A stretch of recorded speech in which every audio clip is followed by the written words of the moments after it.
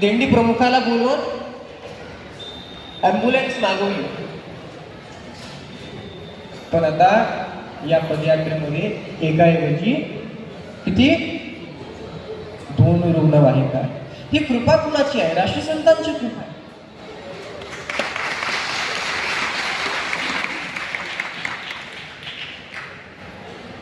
आईकडे मागायची गरज नसते.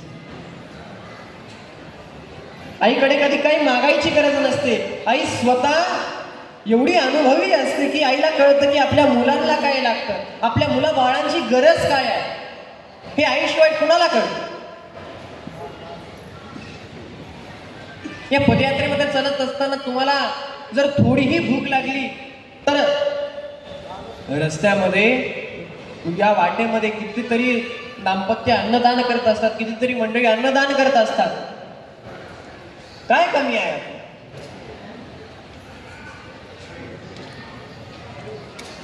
बसवलिंगांनी याचं मंथन मांडत असताना सांगितलं, मुळी बाप होता ज्ञानी म्हणून लागलो या ध्यानी, मुळी बाप ऐसा व्हावा त्याचा वंश. तर मूळ अर्थाने मी दरवेळेस सांगत असतो की मानवाचा जन्म हा 2 वेळेस होतो. एक मांसपिंडातून आईच्या गर्भातून होतं, मांसपिंडाच्या द्वारे, आणि दुसरं मंत्रपिंडामध्ये ते गुरुच्या हस्ते होतं. तर आपले माय माऊली कोण आहेत? साक्षात गुरु आहे.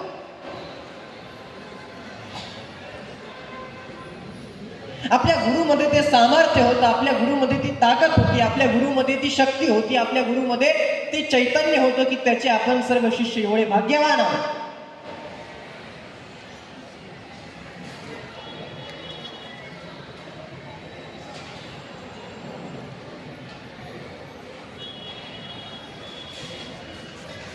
अप्पांच्या आज्ञेमध्ये सुद्धा वाक्य ऐसे गुरु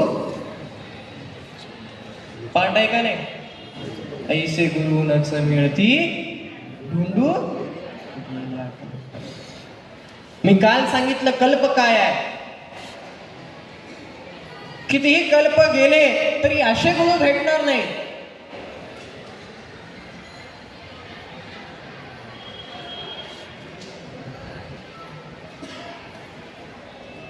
चैतन्यम शाश्वतम शांतम व्योमातीतम निरंजनम नादबिंदु कलातीतम तस्मै श्री गुरु.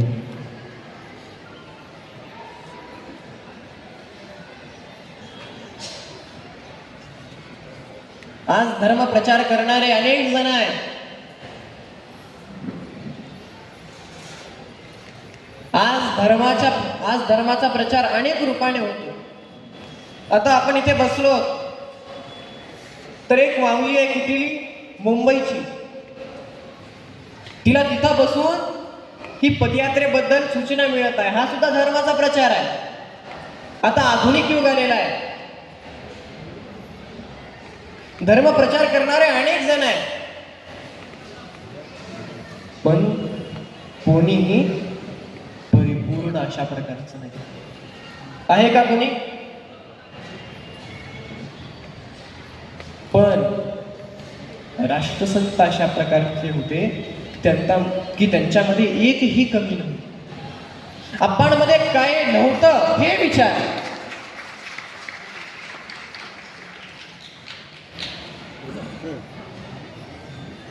अप्पांचं बालपण गुरुच्या सानिध्यामध्ये गेलं, गुरुच्या कृपेमध्ये गेलं. लहान असताना सुद्धा अप्पांमध्ये एवढं वैराग्य होतं. आपण गुरुची सेवा करतो का नाही? करता का नाही? तर बालवयामध्येच मडिवाळ शिवाचार्य अप्पांची सेवा करायची.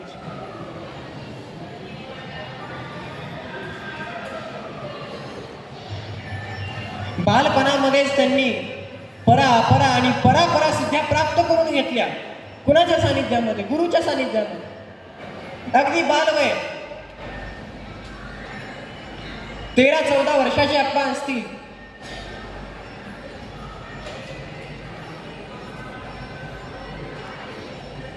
त्या बालपणामध्येच त्यांनी आपल्या मृत्यूवर विजय मिळवला. मृत्यूला मारोनी सावकाश, मृत्युंजय झाला अविनाश, तयापासून सावकाश मृत्यूसी काढावे. बाळपणापासून एवढा अनुभव, एवढं तेज, एवढं वैराग्य आता आपल्याला पाहायला मिळतो का?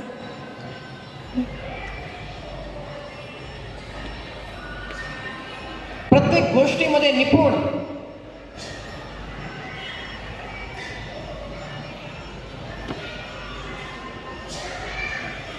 आजकाल आपल्याला फार अभिमान वाटतो.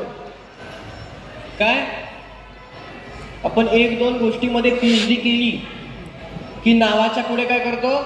डॉक्टर लावतो, साधी पीएचडी केल्यानं. पण आपण न्यायशास्त्रामध्ये पीएचडी केली. संस्कृतचे गाढे अभ्यासक होते, वीरशैव संप्रदायाचे गाढे अभ्यासक होते. त्यांनी सिद्धांत शिखामणीवर टीका केली, परमरहस्यावर टीका केली. त्यांनी अनेक ग्रंथांचं संपादन केलं. कर्म ब्रह्म संपदा असेल, शिवयोग शास्त्र असेल, आणि परमरहस्य ग्रंथाचे मूळ सूत्रधार म्हणजे राष्ट्रसंत माऊली. कारण हा जो ग्रंथ आहे हा आणखीनही आपल्या समाजापेक्षा आपल्याकडे हा ग्रंथ नव्हता, आणखीन विलुप्त हा ग्रंथ होता. आणि या ग्रंथाला पुन्हा आपल्या ओटीमध्ये टाकण्याकरिता राष्ट्रसंतांनी अहोरात्र कष्ट घेतले आणि आपल्या कपिलधारच्या अनुष्ठानामध्ये हा ग्रंथ पूर्णपणे तयार केला आणि आपल्या ओटीमध्ये टाकला. अप्पांकडे काय नव्हतं?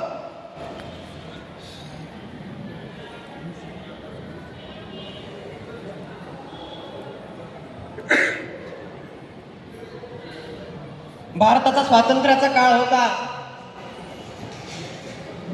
भारतामध्ये आंदोलनं चालली होती.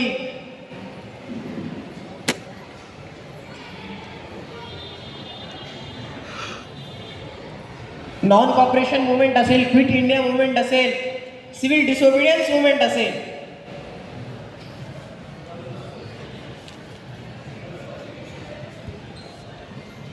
आणि ज्या वेळेस घोषणा झाली की भारताला स्वातंत्र्य मिळणार, ही घोषणा झाली, पण तरी भारताला उशिरा स्वातंत्र्य मिळालं. याचं कारण काय सांगू?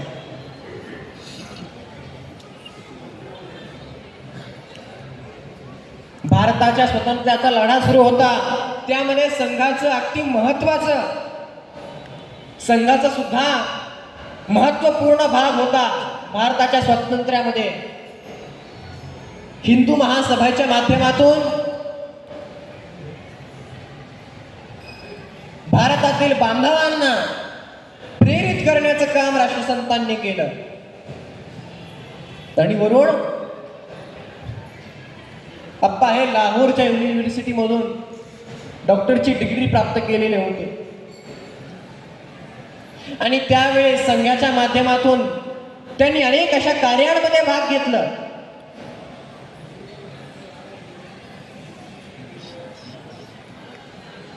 मी आधी पण सांगितलं असेल की डॉक्टर हेडगेवारजींच्या नेतृत्वाखाली आपणना हेडगेवारजींनी ही जबाबदारी दिली की स्वातंत्र्याचा लढा सुरू आहे. आणि हे करत असताना त्या काळामध्ये हिंदू मुस्लिमचे दंगे व्हायचे. गोरखपूरमध्ये हे दंगे एवढ्या प्रचंड रीतीने वाढलेले होते. बंगालच्या खाडी जर आपण बघितलं तर त्यावेळेस मध्ये एवढे दंगे वाढलेले होते की गांधीजींना तिथं राहावं लागलं ते दंगे शांत करण्याकरिता. तर लाहोरला सुद्धा दंगे सुरू होते आणि त्या दंग्यांमध्ये जी जखमी झालेली व्यक्ती होती त्यांच्यावर उपचार करण्याकरिता हेडगेवार गुरुजींनी आपणना ही जबाबदारी दिली आणि त्यांच्यासोबत 14 डॉक्टरांची टीम लाहोरला ठेवली. कशाकरिता? सेवा करण्याकरिता. जर राष्ट्रसंत स्वतः सेवा करण्याकरिता आहे तर आपण काय? सेवा ती करावी निर्मळ होय सुखाचा.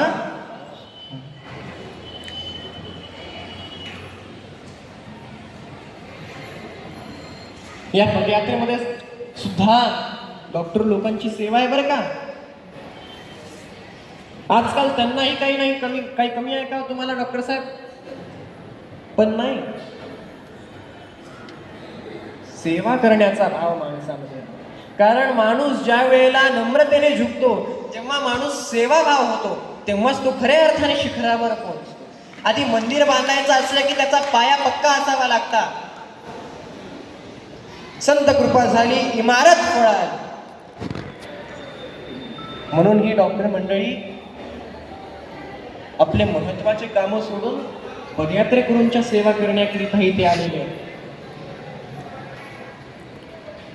हे आपण ओळखून घेतलं पाहिजे. आज सकाळी अहमदपूरवरून डॉक्टर ऋषिकेश पाटील आलेले होते आणि इथून बऱ्याच डॉक्टर लोकांची सेवा पहिल्या दिवसापासून आहे. किती? पहिल्या दिवसापासून. तर हा त्यांचा मोठेपणा आपण ओळखून घेतला पाहिजे.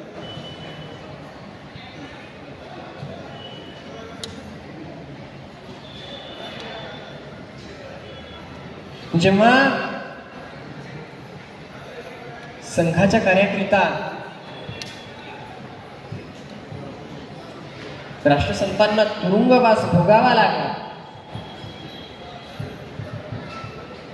आप्पा हे स्वतंत्र सेनानी होते.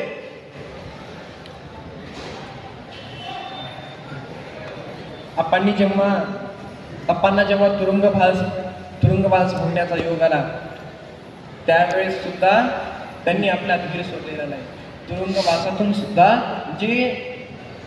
तुरुंगवासामधली जी मंडळी होती त्यांना प्रेरित करण्याचं काम आपण केलं. त्यांना तिथे आपल्या धर्माबद्दल प्रेरित केलं, आपल्या संस्कृतीचा महिमा सांगितला.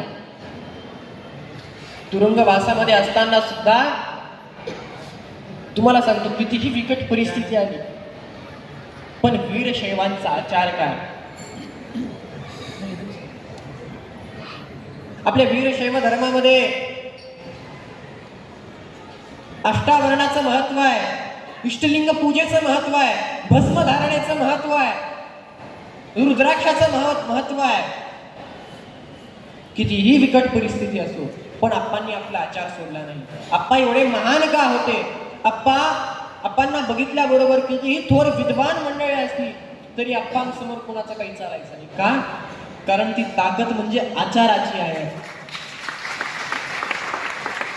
माणूस ज्ञानी जरी असला, माणूस कितीही ज्ञानी असला तरी त्याचं महत्व नाही. त्यानं ज्याच्याकडे असलेलं ज्ञान त्याने आचरणात किती आणलेलं आहे त्याला महत्व. आपण सर्वजण साक्षी आहात.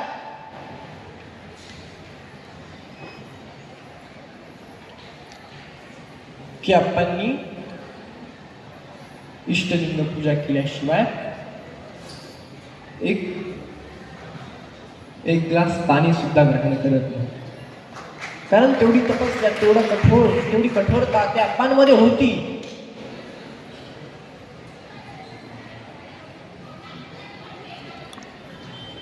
आणि जेव्हा पूर्णपणे भारताला स्वातंत्र्य मिळण्याची घोषणा झाली, त्यावेळेस सुद्धा तुम्हाला सांगतो 31 तारखेला आपल्या भारताचे लोहपुरुष सरदार वल्लभभाई पटेलांचा जन्मदिवस होता. त्या दिवशी संपूर्ण भारतामध्ये त्यांचा जन्म उत्सव साजरा करण्यात आला. पण याचंही नवल सांगतो तुम्हाला की जेव्हा राष्ट्रसंतांच्या कार्याची बाब मोठ्या मोठ्या मंत्र्यांपर्यंत पोहोचू लागली, जेव्हा राष्ट्रसंतांच्या कार्याचा महिमा सगळीकडे होत आला, त्यावेळेस अनेक स्वतंत्र सैन्यांनी आप्पांची भेट घेतली. आणि त्यावेळेस आपल्या संस्कृतीवर एवढा अभिमान असणारे ते राष्ट्रसंत, आपल्या आचाराशी एकनिष्ठ असणारे त्या राष्ट्रसंतांच्या विचारांनी अनेक स्वतंत्र सैन्यांनी प्रेरणा घेतली. भारताला स्वातंत्र्य मिळावं याच्याकरिता त्यांनी अहोरात्र प्रयत्न केले. आणि त्याच वेळेस सरदार भाई वल्लभ पटेलची सुद्धा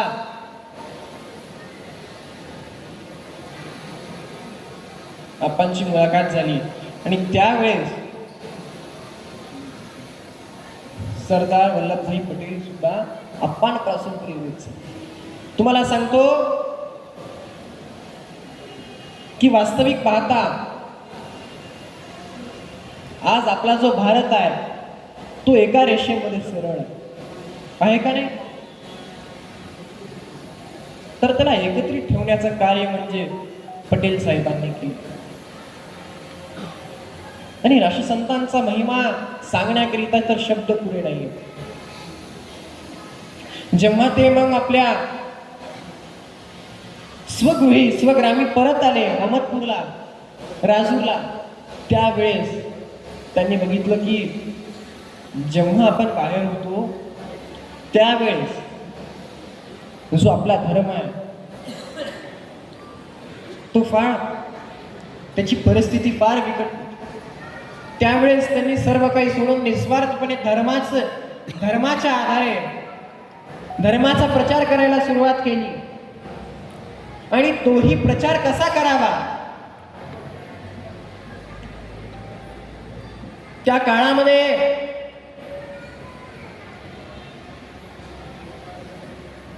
जेव्हा राष्ट्रसंत परत आले त्या काळामध्ये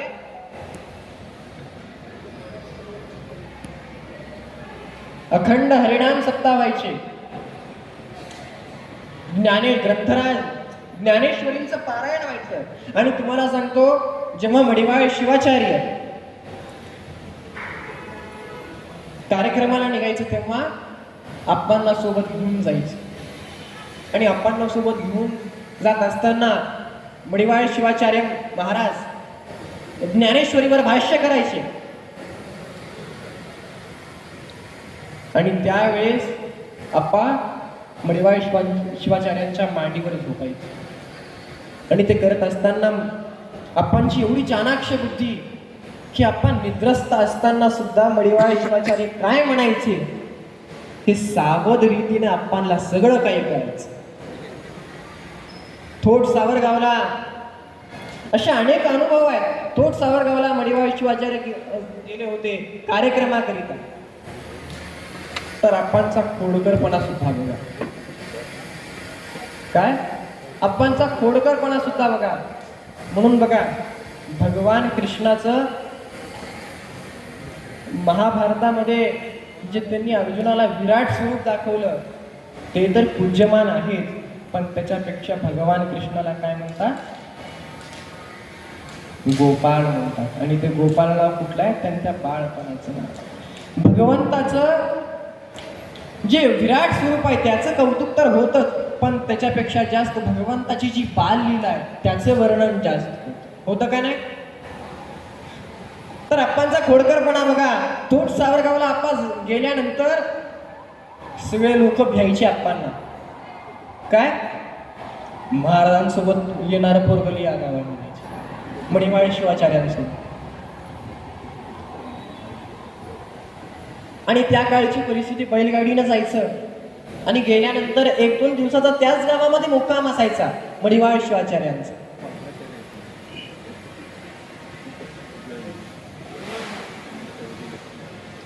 आप्पांचं कार्यक्रम सुरू झालं. आप्पा प्रवचनाला बसले. सगळी गावकरी मंडळी आप्पांच्या समोर प्रवचन ऐकण्याकरिता बसली. आणि एका खोलीमध्ये रात्रीच्या भजनाचं सामान ठेवलेलं. मृदंग असतो का नाही? मृदंगाला शाई लावलेली असते. आप्पा काय करायचे? एक दगड घ्यायचे आणि शाई काढायची.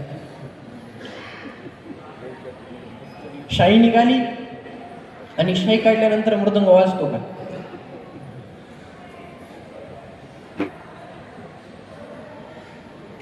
मडिवाळ शिवाचार्यांचा कार्यक्रम संपला, पूजा झाली आणि रात्रीच्या भजनाची तयारी सुरू झाली.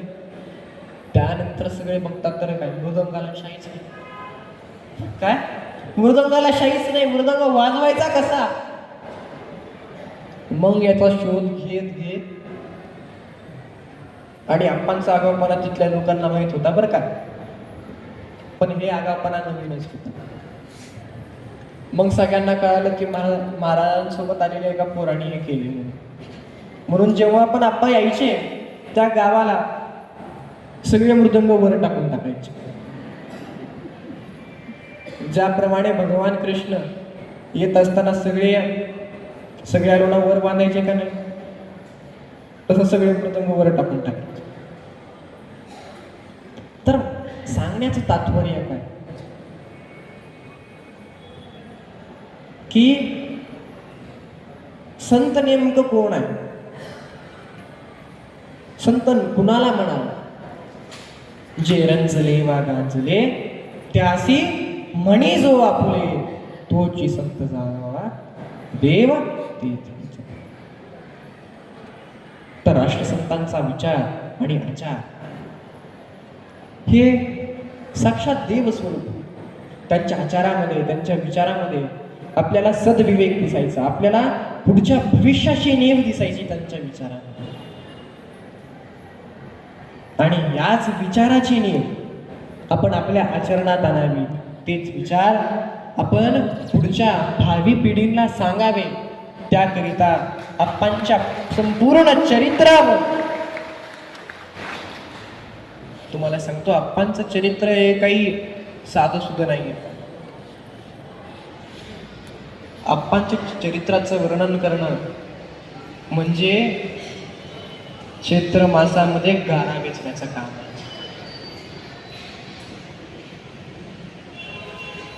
वर्णन करणे ते चरित्र फार कठीण आहे.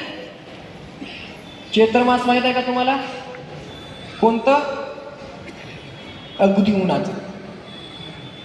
आणि गारे केव्हा पडतात? चैत्र मासामध्ये कधी गारे पडले का? तर तसंच आप्पांच्या चरित्राचं वर्णन करणं म्हणजे चैत्र मासामध्ये गारे वेचण्यासारखं आहे. ते शक्य आहे का? नाही. मी काल तुम्हाला शिवमहिम्न स्तोत्राची पहिली ओवी सांगितली की ज्याप्रमाणे गंधर्वराज पुष्पदंतांनी एक प्रयास केला कुणाच्या? भगवंताच्या स्तुतीचा, त्याच प्रकारे अगदी सोयीस्कर रीतीने रजनीताई मंगलगे यांनी एक छोटासा प्रयास केला. आप्पांचं चरित्र आपल्या शब्दातून व्यक्त करण्याकरिता त्यांनी गुरुदेव नावाचा हा ग्रंथ प्रकाशित केलेला. 2 वर्ष झाली या ग्रंथाला. आणि या ग्रंथाला वाचत असताना आपल्याला हुबेहूब राष्ट्रसंतांचं चरित्र आपल्या डोळ्यासमोर होईल.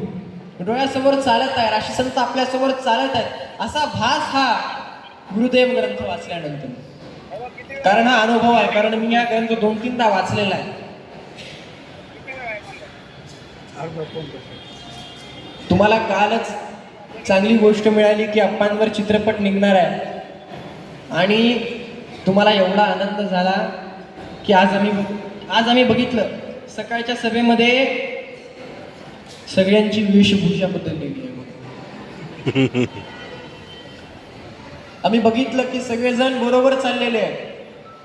का? म्हणजे प्रत्येकाला कॅमेऱ्यामध्ये यायचं. असंच आहे का? खरं सांगायचं का?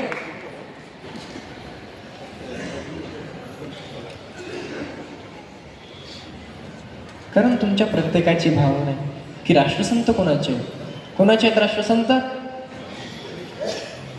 कोणाचे? माझे आप्पा. तर प्रत्येकाची काय भावना आहे की आपल्या राष्ट्रसंतांचं जे चित्रपट आहे ते प्रत्येकाला आवडलं पाहिजे. म्हणून आज सगळेजण शिस्तबद्ध आले का? आज तरी 1-2 कॅमेरा बघणार आहे, पण वर्षभर तुमच्याकरिता सुद्धा एक कॅमेरा फिट केलेला आहे. ते आधीपासूनच, पण त्याच्याकडे लक्ष कोणाचं गेलं नाही बरं.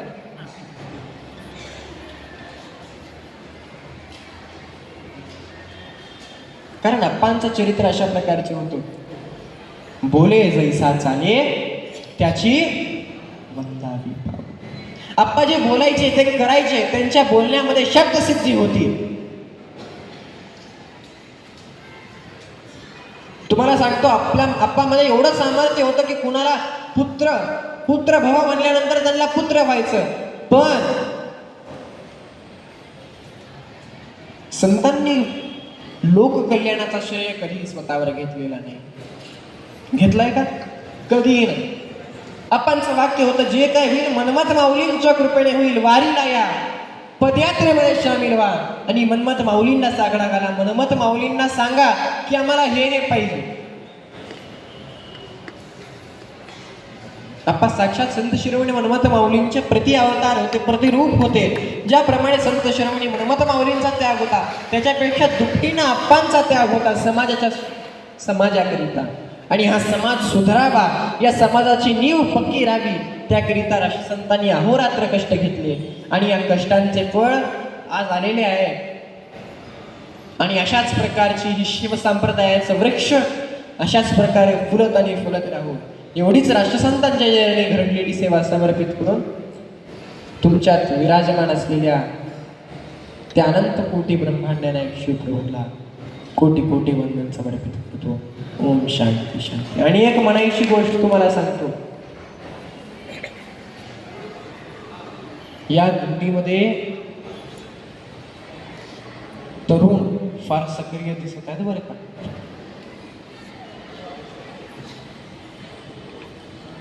तरुण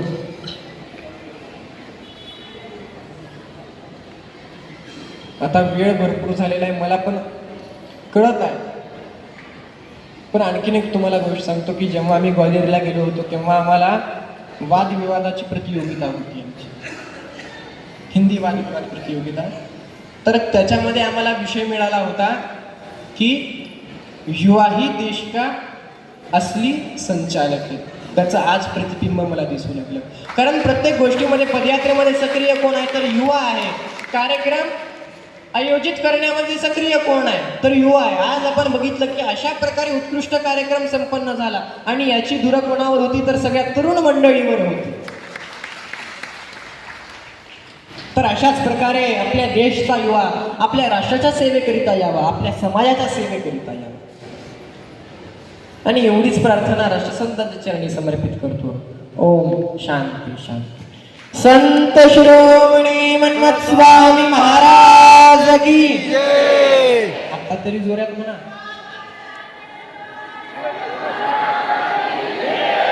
राष्ट्रसंत सद्गुरु शिवलिंग शिवाचार्य महाराज की. पार्वतीपते शिव.